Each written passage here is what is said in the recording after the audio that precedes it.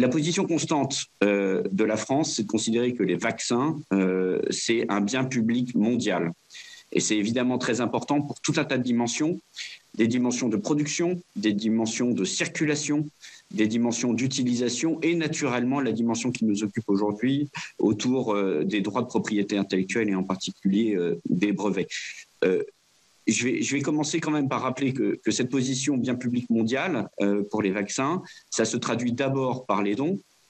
Et ça se traduit de deux manières. D'abord parce qu'on en fait au titre de la solidarité internationale et on en fait beaucoup et le plus rapidement possible. Et deuxièmement qu'on les fait, comme beaucoup d'autres pays, à travers ce qu'on appelle la facilité COVAX, qui est un instrument de circularisation des doses qui est lui-même multilatéral.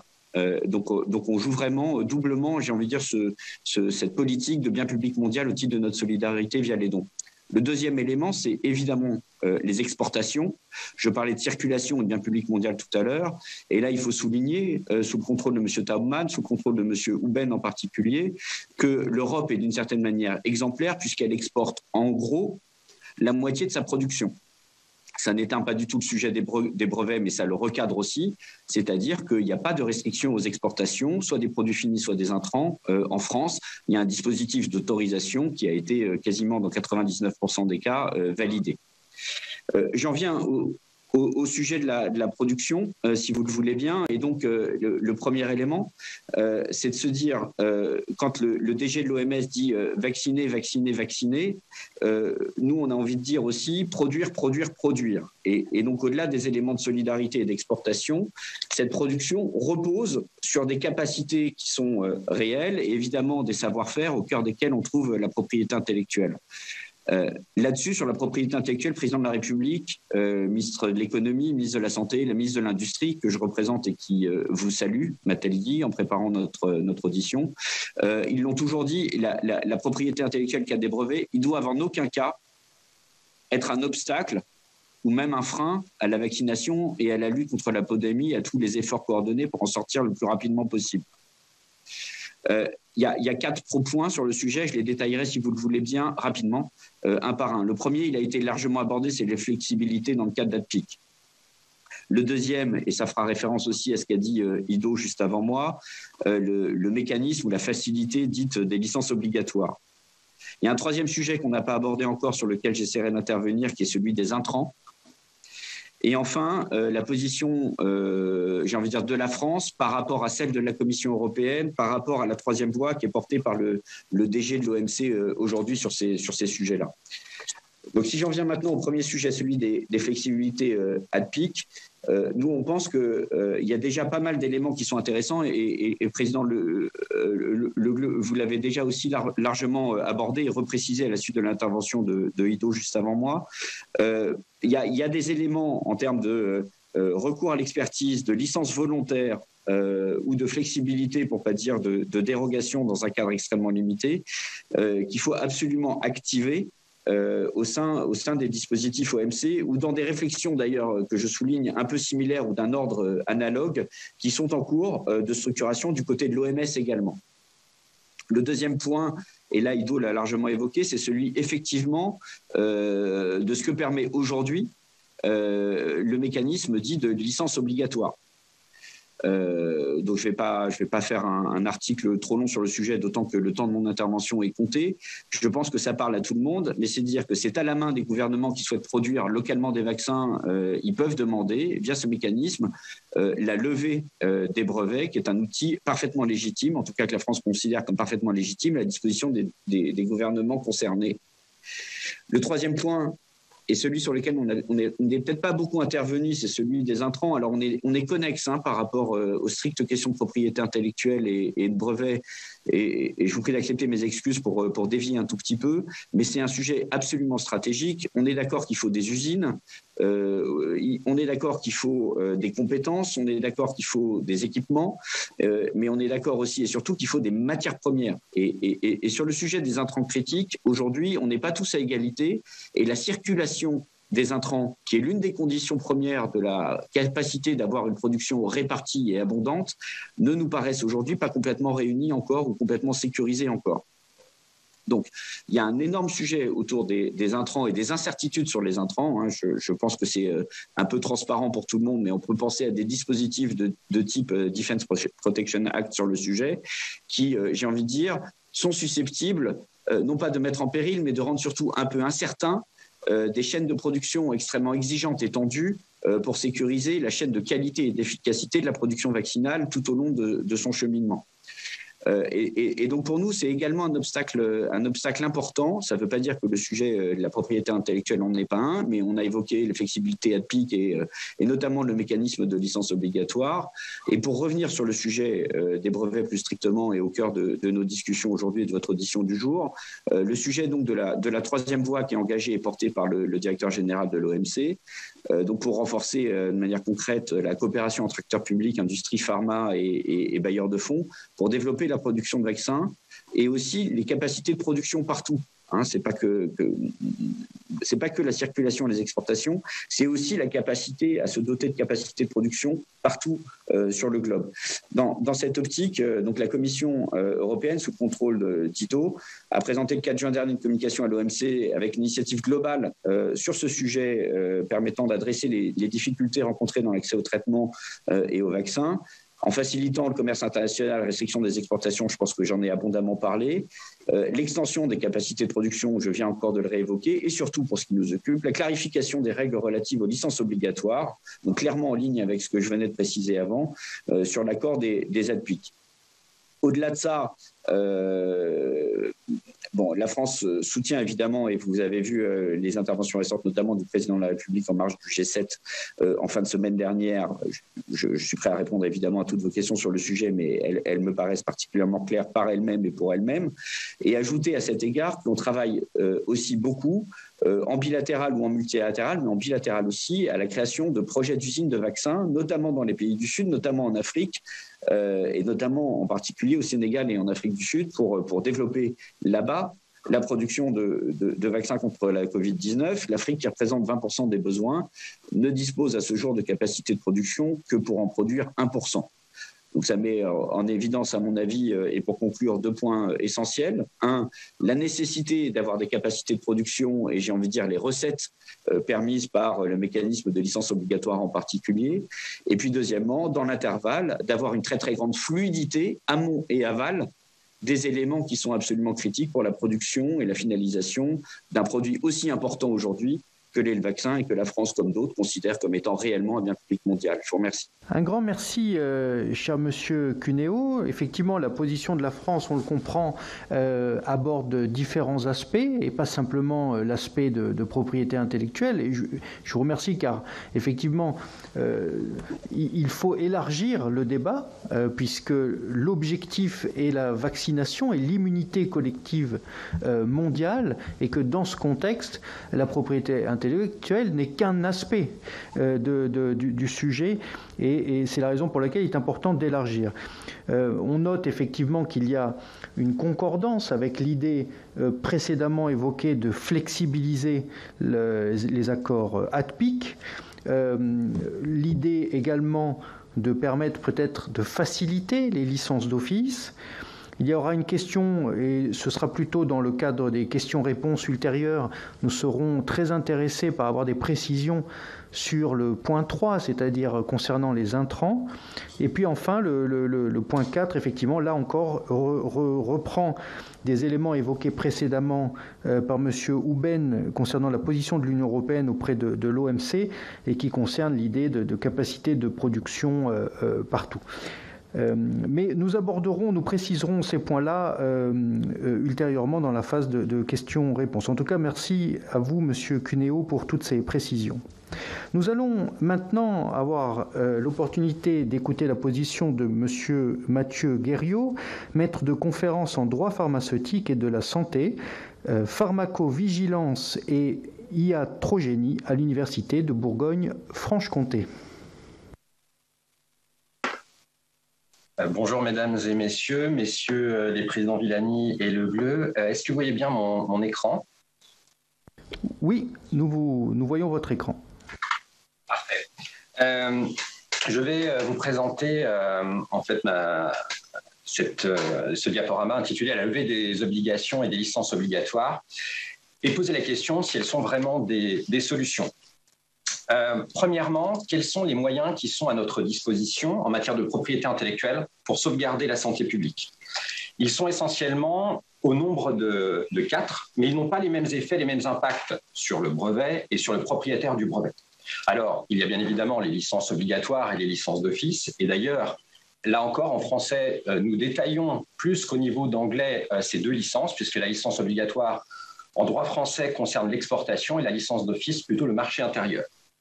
Il y a également, et de façon plus attentatoire à la propriété industrielle, la réquisition qui, en droit français, a été permise par la loi d'urgence du 23 mars 2020. Elle a un caractère temporaire, elle va au-delà du brevet, puisqu'on peut réquisitionner par louage forcé des entreprises industrielles privées, avec la mise à disposition du personnel. Encore un cran au-dessus, il y a l'expropriation de brevets qui peut être mise en œuvre pour des besoins, alors en France, de défense nationale, sachant que la défense nationale est une notion suffisamment large puisqu'elle va bien au-delà des matériels de guerre. Et enfin, dernier point, la nationalisation. Mais je ne vais pas m'appesantir sur les 3 derniers points, mais plutôt sur le premier point, puisque c'est le point qui pose principal problème actuellement au niveau des accords ADPIC, ce sont les licences obligatoires. Et je voudrais vous montrer 2 exemples d'utilisation des licences obligatoires par le passé. En fait, 2 exemples frappants. La première utilisation, en fait, a eu lieu dans un contexte très particulier, qui est le contexte des années 2000, où il y a une propagation du VIH et donc la maladie SIDA explose et les trithérapies coûtent extrêmement cher. Et juste après la déclaration de Doha, le premier pays à utiliser la licence obligatoire sera la Malaisie, qui en 2003, en fait, demandera à l'Inde et à un laboratoire qui s'appelle CIPLA, demandera de produire des antirétroviraux. Le laboratoire indien produira les antirétroviraux qui seront ensuite expédiés vers la Malaisie, à un coût bien évidemment extrêmement inférieur à ce que la Malaisie aurait dû payer si elle achetait le médicament Princesse, le médicament original.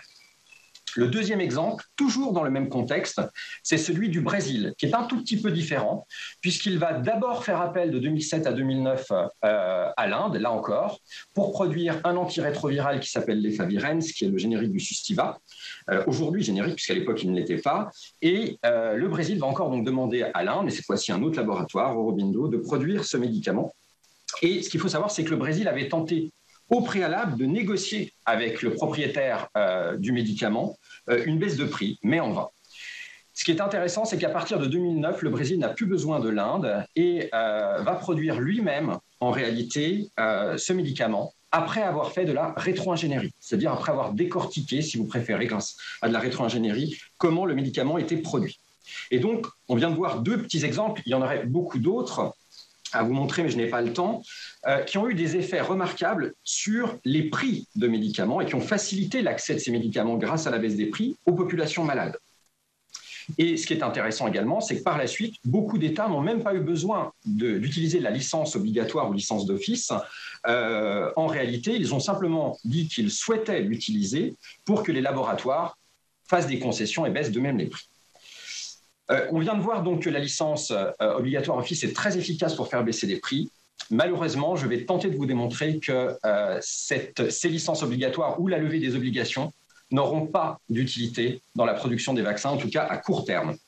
Pourquoi ? Eh bien, premièrement, parce que le brevet n'est pas une solution clé en main. En effet, le brevet n'est pas savoir-faire. Le brevet ne contient que très peu d'informations techniques en réalité.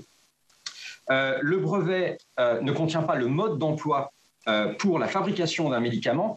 Et on l'a bien compris avec les intervenants précédemment, un médicament, ça n'est pas simplement la substance active, c'est la substance active, les excipients, et n'oublions pas non plus le conditionnement, les flaconnages, qui sont aussi des éléments qu'il faut produire. Donc un médicament, c'est quelque chose de particulièrement complexe. Produire les ingrédients, produire la substance active, produire les excipients, le formuler, et ensuite le mettre en flacon. Tout ça est extrêmement complexe et ça n'est pas dans les brevets qu'on retrouve ces informations. Ces informations sont dans ce qu'on appelle le savoir-faire.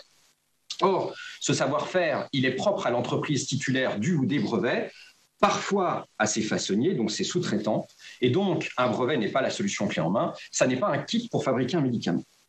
Alors, cela étant dit, on peut quand même transférer du savoir-faire. Et la solution pour transférer du savoir-faire, c'est le transfert de technologie. Le transfert de technologie est donc le mot-clé. Le seul problème, c'est que ce transfert de technologie, vous l'avez dit, Monsieur le Président Le Glu, en introduction, il ne peut être que volontaire. Parce qu'on ne peut pas forcer à faire du transfert de technologie. En plus, on se heurterait au secret des affaires. Il faut que le titulaire du brevet accepte.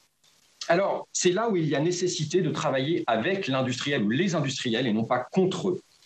Et il faut imaginer des mécanismes d'incitation au transfert de technologie, soit qui n'existent pas, soit existent peu. En tout cas, il faut réinventer ces mécanismes pour favoriser le transfert de technologie sur le long terme. Et si l'on prend l'exemple du vaccin à ARN, les vaccins qui sont aujourd'hui distribués majoritairement en France, ce transfert de technologie est fondamental car on ne produit pas de l'ARN messager comme on veut. C'est assez facile d'en produire dans un laboratoire de recherche comme dans une université, mais passer à l'échelle industrielle, cette production est beaucoup plus complexe, c'est ce qu'on appelle le scale-up. D'ailleurs, les industriels ont eu énormément de mal à trouver des sous-traitants qui soient capables de fabriquer en grosse quantité cet ARN messager. On a trouvé certes certains comme Lonza, mais il y en a très peu. Et donc, il va falloir travailler sur des formes de coopération et passer par la licence volontaire, bien plus que par la licence obligatoire, bien sûr, quand cela est possible.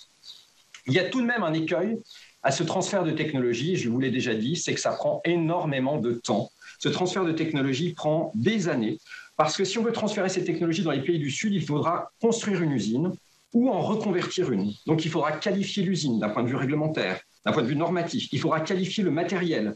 Il faudra peut-être le requalifier pour répondre aux exigences minimales de production des médicaments. Et dans le cas d'un vaccin, c'est encore pire puisque c'est un médicament injectable. Il faut un traitement drastique de l'eau pour produire un vaccin, ce qu'on appelle de l'eau-PPI, pour préparation injectable. Il faut un traitement de l'air à toute épreuve. Or, d'ailleurs, dans les pays du Sud, les conditions climatiques ne nous aident vraiment pas puisque les températures sont supérieures à 35 degrés, l'humidité relative de l'air supérieure à 80%. Donc, ça veut dire que le traitement de l'air va être très complexe. Il faut savoir, c'est qu'en France, c'est déjà complexe d'assurer le traitement de l'air. Il y a souvent des pannes qu'on doit résoudre en catastrophe. Dans les pays du Sud, ce sera encore plus difficile. Ce qu'il faut aussi savoir, c'est que la production de médicaments, la production industrielle, l'industrie du médicament est sans doute avec l'aéronautique l'industrie la plus normée de par le monde, et ce, dans le seul but de la sécurité des patients. Donc, sur ce point-là, la levée des obligations, la levée des brevets, sans transfert de savoir-faire de technologie ne sert à rien. Il faut des licences volontaires, il faut de la coopération, il faut de l'incitation. Le deuxième point, qui est très scientifique, celui-là, et qui posera un énorme problème, c'est qu'un vaccin n'est pas une petite molécule chimique. En effet, un vaccin, c'est un médicament à part entière. C'est un médicament qui plus est biologique, un médicament immunologique. C'est une définition en cascade. Et le problème, c'est qu'il y a une énorme différence entre un médicament qu'on va appeler chimique, donc un médicament de synthèse, et un médicament biologique. En effet, un médicament chimique, c'est un médicament donc chimiquement défini, qui est très stable, qui est très petit. Je vous ai mis un exemple ici, l'oxycodone, qui est une toute petite molécule. Énorme avantage, une très grande reproductibilité au niveau industriel, de très grande facilité de contrôle. En revanche, le médicament biologique, de par sa nature même, biologique, est variable. Et il est infiniment plus grand. Je vous ai mis à l'écran ici l'insuline, qui, tout en étant plus grand qu'une molécule, une petite molécule chimique, est une petite molécule biologique. Si j'avais voulu vous montrer un virus, comme dans le vaccin AstraZeneca, il m'aurait fallu des dizaines de diapositives remplies pour pouvoir vous montrer toute sa structure. Donc c'est impossible. Et le problème donc du biologique, c'est la très grande variabilité, le risque de contamination. Alors certes, on sait faire un petit peu de copies de biologiques, c'est ce qu'on appelle les biosimilaires. Mais aujourd'hui, sur le marché, les biosimilaires qu'on sait faire, ce sont des biosimilaires de petites molécules biologiques. Nous n'avons jamais à ce jour copié de vaccin, car les éléments du vaccin sont infiniment plus grands et plus complexes. Et en plus, la réglementation du vaccin, comme vous l'avez vu, est un médicament. En plus d'être biologique, immunologique, il y a des procédures particulières de culture, de purification et d'analyse. En somme, si je veux résumer cette diapositive, copier du chimique avec une licence d'office obligatoire, c'est possible. Copier du biologique, c'est quasiment mission impossible.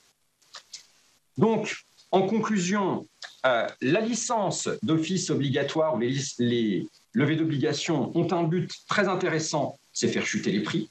Ce sont donc ce qu'on appelle des armes de dissuasion. Il suffit de brandir la menace pour faire baisser les prix. En revanche, ce ne sont pas des armes tactiques. Elles ne pourront pas répondre aux problèmes de pénurie et de manque de production. C'est clair et précis. Elles ont permis par le passé de copier du chimique, car c'était facile. Copier du biologique, ce sera beaucoup plus complexe. en tout cas en l'état, voire impossible. Comme je vous l'ai montré aussi, le brevet n'est pas une solution clé en main. Les licences ne prennent pas en compte le savoir-faire. Il ne faut pas négliger les problématiques de scale-up, donc de passage à l'échelle industrielle, les problématiques de terrain, et surtout, il ne faut pas négliger la réglementation du médicament et l'ampleur normative qu'il y a autour de cette réglementation. Il faudra privilégier la négociation plutôt que le rapport de force, qui va éviter de contribuer à une perte de confiance des industriels dans le marché, car cette perte de confiance risquerait, lors d'une prochaine pandémie, un risque de non-investissement, un risque de non-innovation. Et donc mes propositions, pour terminer, c'est qu'il faudrait davantage recourir aux licences volontaires plutôt qu'aux licences obligatoires, inciter à la coopération, travailler avec les industriels et pas contre eux. Et il faut assez tôt promouvoir le transfert de technologies sur le long terme, ce qui laisse tout de même le temps d'exploiter le brevet et d'avoir un retour sur investissement. Et il faudra imaginer des incitations.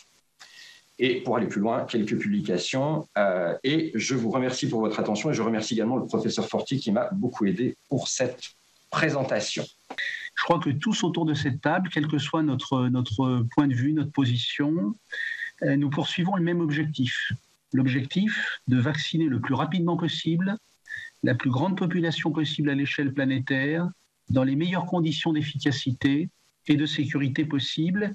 Et j'ajouterais, pour ce qui nous concerne plus particulièrement en tant qu'entreprise du médicament, de maintenir également une capacité de recherche qui nous permette de faire face à l'émergence de nouveaux variants qui ne cessent de faire leur apparition depuis le début de la pandémie.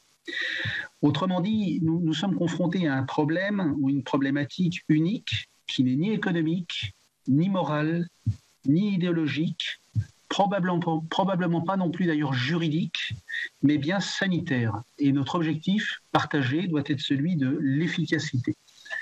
Alors pour commencer, évidemment, ce débat ne doit pas nous faire oublier l'exploit extraordinaire qu'a constitué la mise au point en 1 an d'un vaccin pour faire face à un virus nouveau, inconnu jusqu'alors. Vous savez qu'il s'écoule habituellement 10 ans entre l'invention d'un vaccin et sa diffusion sur la surface de la planète. S'agissant des vaccins qui sont aujourd'hui en phase 4, il s'est écoulé moins de 12 mois. Alors on ne va pas ici, comptez pas sur moi en tout cas, pour distribuer les bons et les mauvais points. Ce résultat, il a été obtenu par la mobilisation de tous face à la menace, la recherche académique, les sociétés de biotechnologie, les entreprises pharmaceutiques. Et cette mobilisation, elle a entraîné des partenariats publics-privés, mais aussi d'ailleurs des partenariats privés-privés sans précédent. Certaines de ces recherches ont bénéficié de financements publics, d'autres, parfois d'ailleurs les plus couronnées de succès rapidement, non. Ces recherches ont pu aussi s'appuyer sur d'importantes commandes publiques d'aval, mais toutes, et je dis bien toutes, ont représenté une prise de risque colossale pour les entreprises qui ont dû réaliser de lourds investissements en temps simultané compte tenu de l'urgence sanitaire. Pour prendre un exemple, il nous a fallu augmenter nos capacités de production sans certitude d'aboutir à l'autorisation de mise sur le marché pour les candidats vaccins.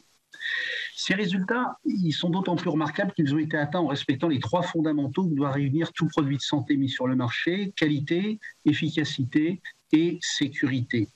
Et ne nous berçons pas d'illusions, le succès n'a pas été toujours au rendez-vous. À l'heure où nous parlons, il n'y a que 4 vaccins qui ont obtenu une autorisation de mise sur le marché conditionnelle en Europe, même si, et c'est plutôt une bonne nouvelle, nous avons bon espoir de voir arriver prochainement de nouvelles solutions vaccinales. Les chiffres, on les néglige trop souvent, donnent un peu le vertige. À l'heure où nous parlons, il y a dans le monde 318 candidats en essais précliniques, 33 en phase 1, 25 en phase 2, 1-2, 10 en phase 2, 4 en phase 2-3, 16 en phase 3 et 5 candidats en phase 4. Donc vous voyez l'effort de recherche colossal qu'a généré cette pandémie, 411 tentatives d'innovation, et je ne tiens pas compte ici de celles qui ont été stoppées faute de preuves ou de démonstrations d'efficacité, de qualité ou de sécurité. Et donc, une mobilisation de cette industrie qui a été une mobilisation extraordinaire et une démonstration que c'est l'innovation assise sur des collaborations tous azimuts qui a servi l'intérêt planétaire. Alors, si j'en viens aux problématiques de production et sans reprendre ce que disait M. Guerriot et qu'il a parfaitement expliqué au travers de ces quelques slides, il est clair que dès le début de la crise, notre industrie était consciente qu'il serait nécessaire d'augmenter dans un temps record ses capacités de fabrication. Pour vous donner un ordre de grandeur, parce qu'on a l'impression parfois dans nos discussions que tout ça est un peu magique, nous devions tripler la capacité mondiale de production de vaccins sûrs et de vaccins efficaces.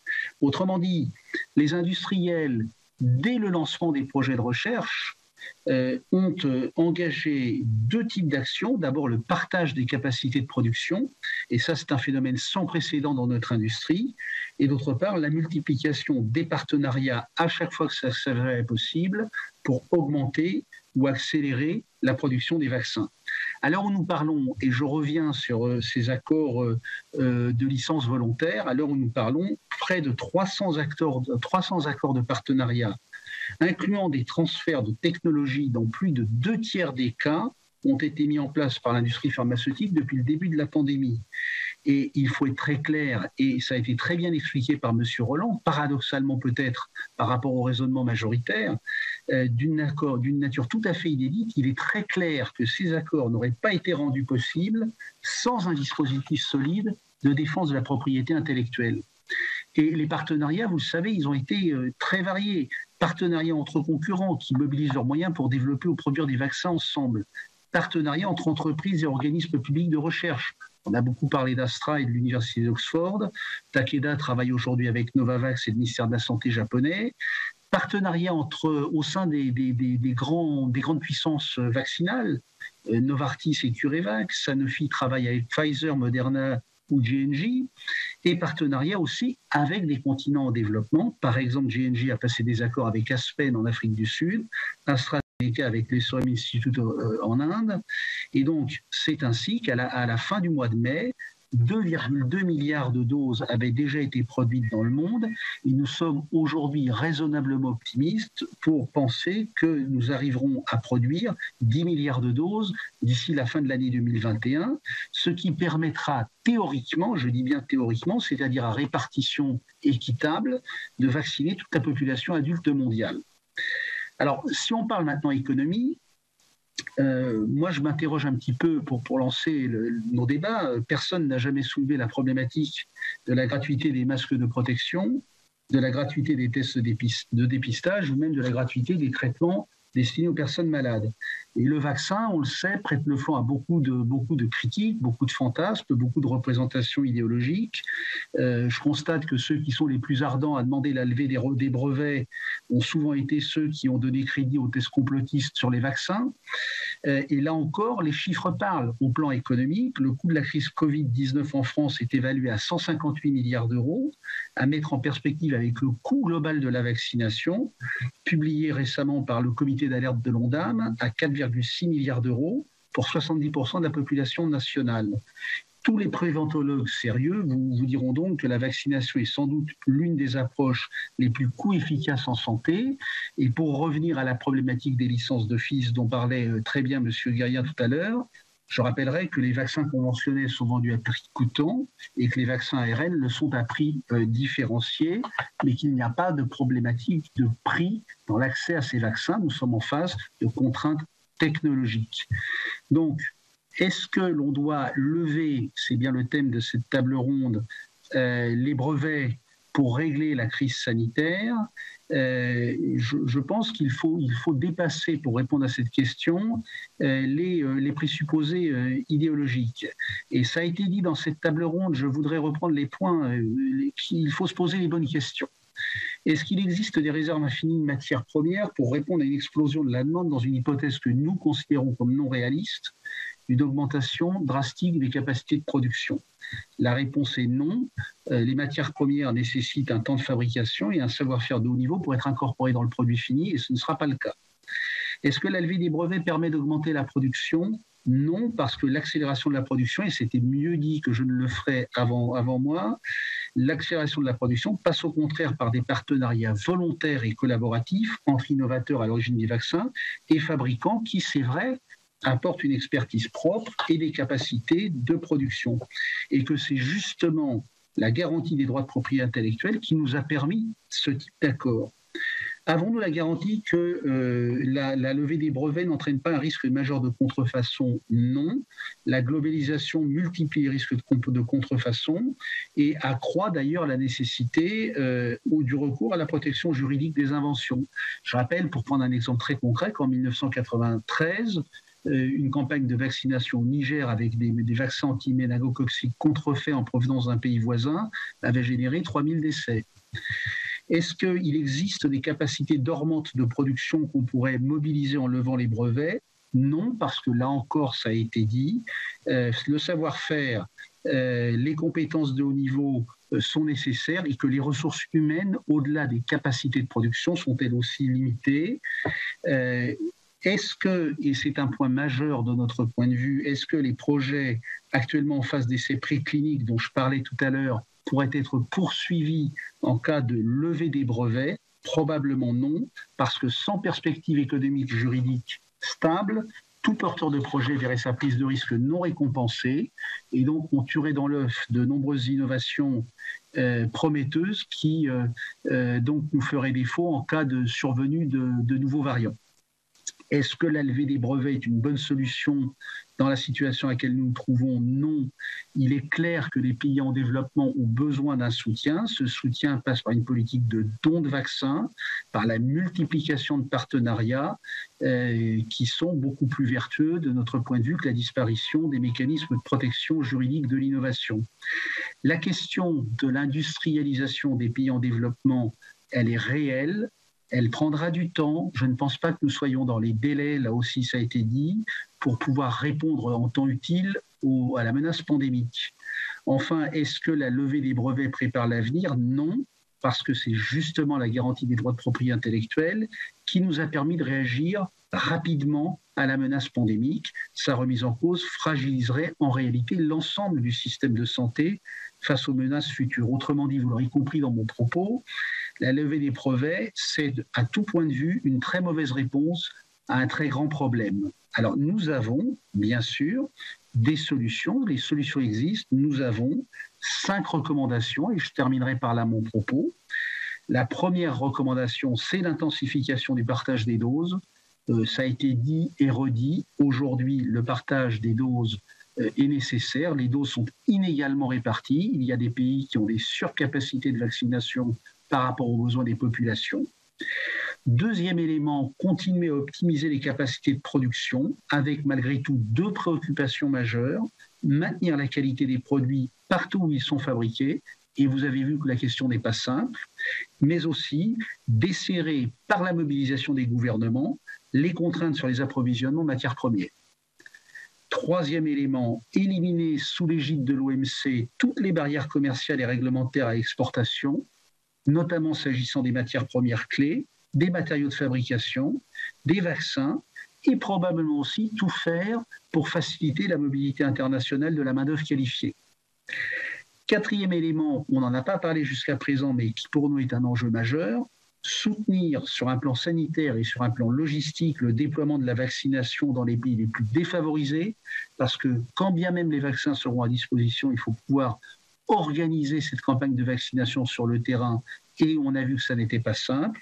Enfin, dernier élément, et ce sera mon dernier point, développer l'écosystème d'innovation pour permettre la mise au point de vaccins efficaces contre les variants les plus préoccupants, et pour ce faire, garantir un accès sans entrave aux agents pathogènes de tous les variants du Covid-19. C'est évidemment un enjeu majeur pour l'avenir. Je vous remercie de votre attention. Merci Monsieur Philippe Lamoureux. Il nous semblait extrêmement important de donner la parole aux entreprises du médicament. Vous avez notamment rappelé l'exploit extraordinaire que représente la création de vaccins en un temps absolument record. Le danger de l'émergence de nouveaux variants et donc la nécessité de poursuivre l'effort d'innovation des laboratoires et, je vous cite, ont tué dans l'œuf de nombreuses innovations prometteuses, selon vos propos, en enfreignant cette innovation. Effectivement, il y a cette dimension des variants et de risques de pandémies futures sur lesquelles il faut rester absolument vigilant. Pour toutes ces raisons, pour toutes ces précisions, nous vous remercions, Monsieur Philippe Lamoureux. Nous allons maintenant auditionner le docteur Richard Benarous, ancien directeur du département maladies infectieuses de l'Institut Cochin.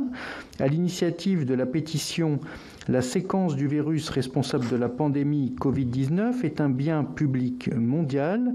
Les vaccins qui en sont issus doivent l'être aussi ». Vous avez la parole, Monsieur Benarous. Monsieur le Président, mesdames et messieurs, vous m'entendez? Oui. Parfaitement bien. Oui, on m'entend? D'accord, très bien. Donc, je vous remercie, Monsieur le Président, mesdames et messieurs les parlementaires, de m'avoir invité à cette audition. Ma première remarque sera de rappeler que cette pandémie, aux conséquences absolument catastrophiques, a pourtant été annoncée dès 2015 par les chercheurs spécialisés sur les coronavirus, en particulier par mon ami Bruno Canard, qui dirige un laboratoire sur les coronavirus à Marseille. Cependant, malgré ces avertissements, malheureusement, l'impréparation au niveau mondial a été totale. Je crois qu'il faut faire attention à ne pas reproduire de telles erreurs pour l'avenir. Nous sommes tous d'accord pour dire que donc, nous félicitons de disposer de vaccins aussi performants aussi rapidement. Ceci grâce à la recherche publique, à 20 années de recherche publique et de recherche industrielle, bien entendu. Mais les enjeux actuels sont de deux ordres.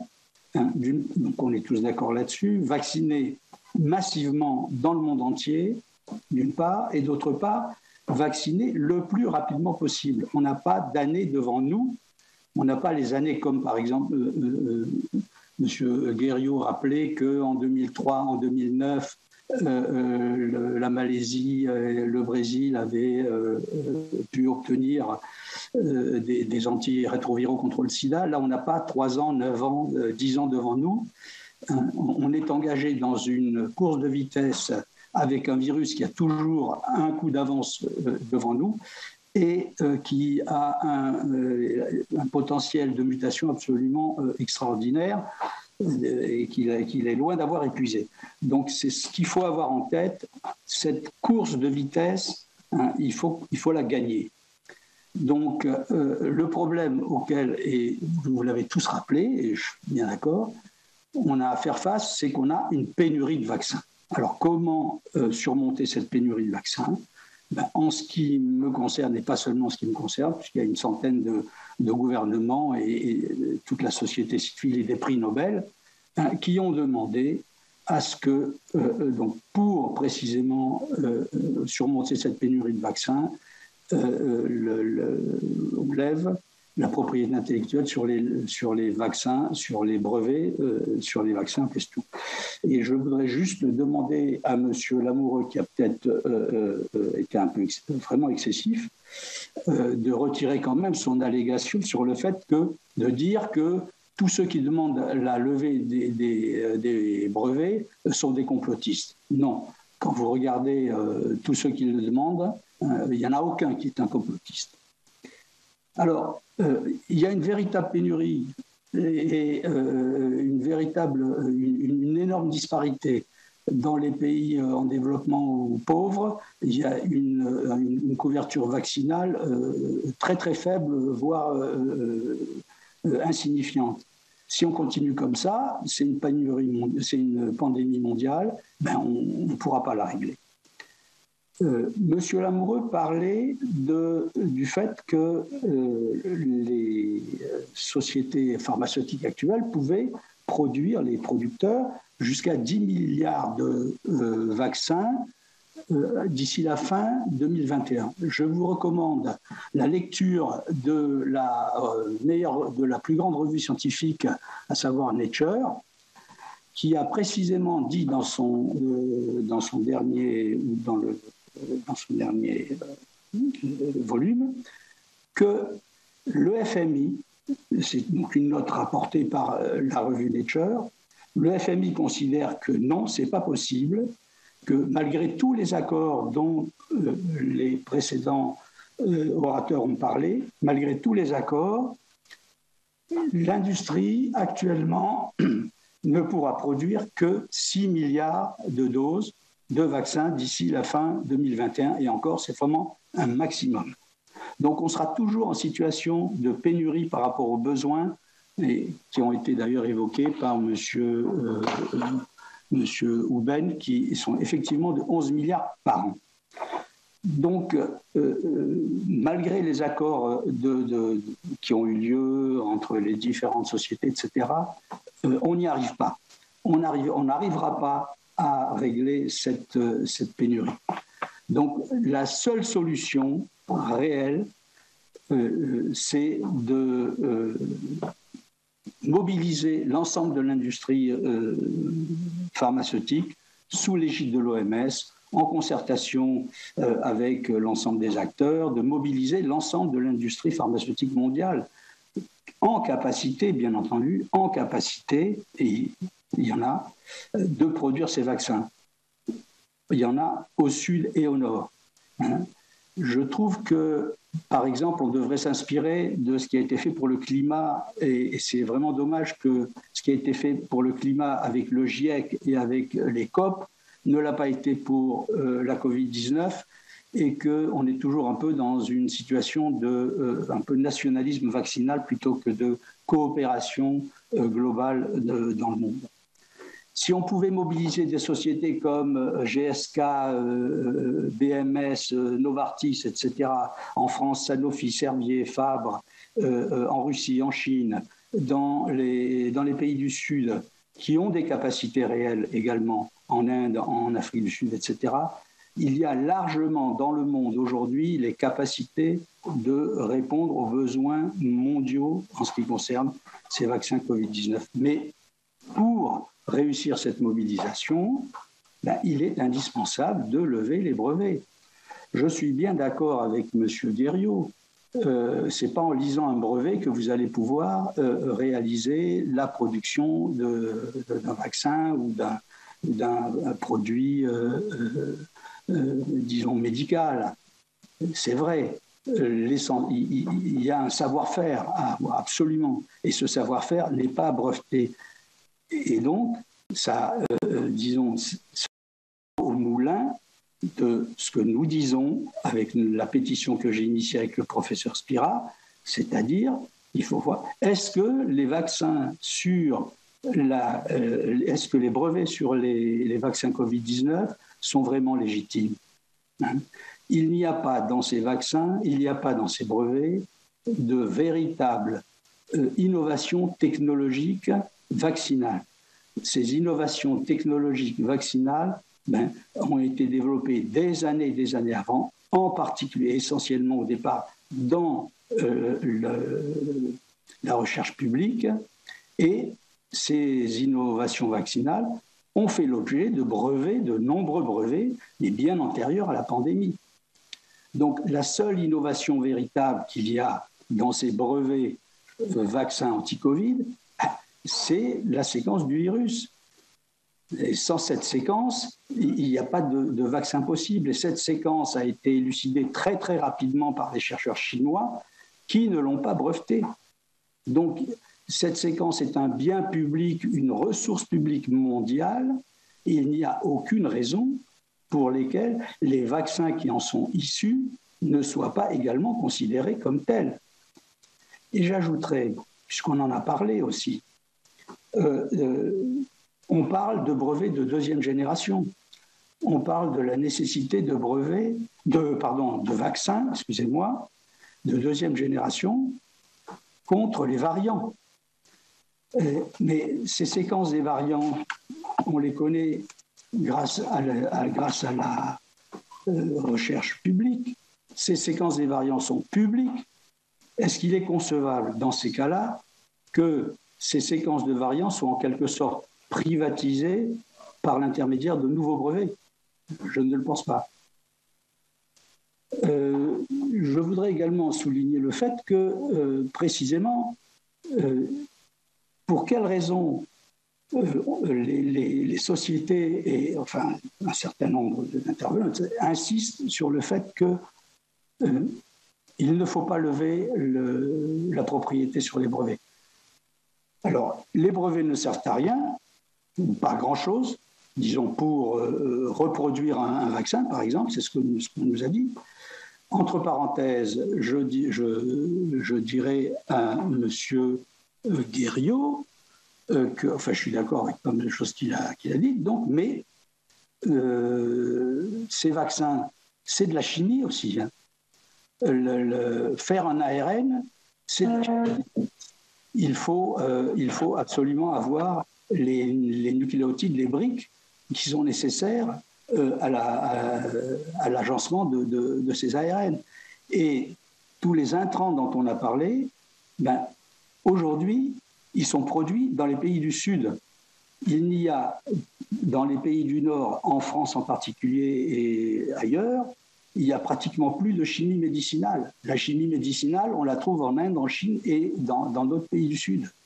Donc ces pays-là, ils ont aussi le droit qu'on leur permette qu'on fasse de la coopération avec eux pour faire les vaccins dont ils ont besoin. Voilà. Et donc ma dernière remarque quand même, ça concernera la France. Excusez-moi, c'est peut-être un peu à l'écart du problème des brevets, mais je voudrais quand même souligner, malheureusement, qu'en France, les entreprises pharmaceutiques ont été aux abonnés absents sur la Covid-19. C'est bien malheureux, mais ce n'est pas un accident. L'humanité, depuis 40 ans, fait face à des fléaux, et je ne parle que de la virologie, en ne parlant simplement que de la virologie, fait face à des fléaux considérables sur les maladies infectieuses, sida, hépatite C et aujourd'hui Covid-19. Eh bien, l'industrie pharmaceutique française n'a produit aucun antirétroviral anti-sida, n'a produit aucun anti-hépatite C et n'a produit, pour le moment, aucun vaccin anti-Covid-19. Est-ce que cette situation n'est pas vraiment anormale alors que notre pays était un des leaders du temps de Roussel, Ron Poulenc, etc. Donc je pense que la représentation nationale, le pays dans son ensemble, doit prendre ce problème à bras-le-corps et doit prendre les décisions fortes qui s'imposent à ce niveau-là, à savoir prendre des décisions sur les structures, prendre des décisions sur la recherche, le financement de la recherche dans les maladies infectieuses et sur l'organisation des liens entre la recherche, les biotechnologies et la production. Les États-Unis, c'est rappelé dans la revue Nature, je vous conseille sa lecture, les États-Unis prévoient dans les 5 ans qui viennent un doublement de leur crédit de recherche. Je pense qu'il faut faire un effort analogue en France. Et c'est d'autant plus émergent, d'autant plus important qu'on va faire face à l'émergence de nouveaux virus. Et on a aussi, il ne faut pas l'oublier, un gros problème avec le développement de la résistance aux antibiotiques. Donc ce sont des menaces à prendre très au sérieux pour l'avenir. Et pour conclure sur les brevets, je crois que la France et l'Union européenne seraient bien inspirées de suivre les États qui demandent la levée des brevets et de suivre les États-Unis, la Russie et la Chine qui ont rejoint ces États. Pourquoi on demande la levée des brevets si les brevets ne servent à rien? Pas tout à fait exact, qui ne servent à rien. Mais pourquoi on demande la levée des brevets? Parce que, en fait, si jamais une entreprise, un pays, etc., essaierait de s'affranchir de ce brevet parce qu'ils peuvent avoir le savoir-faire par ailleurs, etc. Ce qui est d'ailleurs, par exemple, le cas de la France. En France, on a d'excellents chercheurs et d'excellents spécialistes et y compris d'ailleurs Sanofi a toutes les capacités pour développer, par exemple, des vaccins anti-ARN. Hein.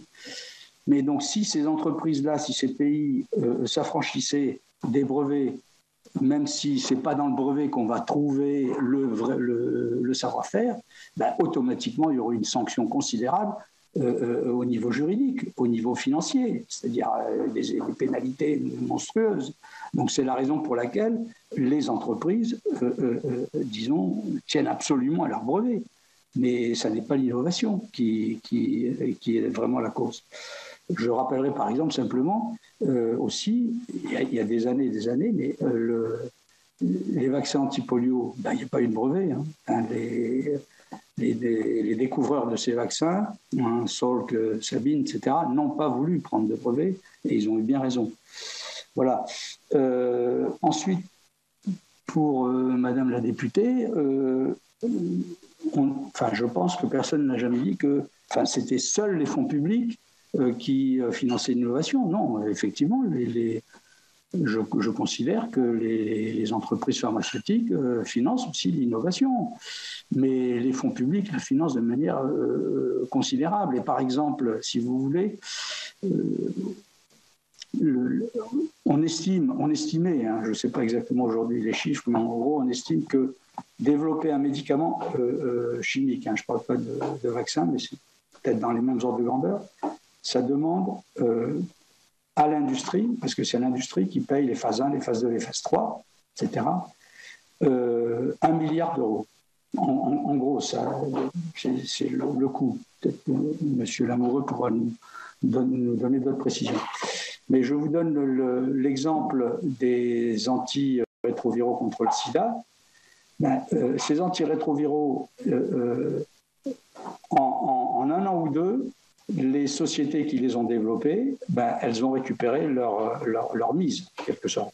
Et ça fait 10 ans ou 15 ans qu'elles font des profits absolument considérables là-dessus. Je donnerai un exemple. Un des meilleurs antirétrovirales coûte en production 42 € le traitement annuel. Il est vendu 10 000 € en France, 15 000 € aux États-Unis, 12 000 € en Allemagne, etc., etc. Bon, 800 € en Afrique du Sud. Et c'est vrai qu'il y a...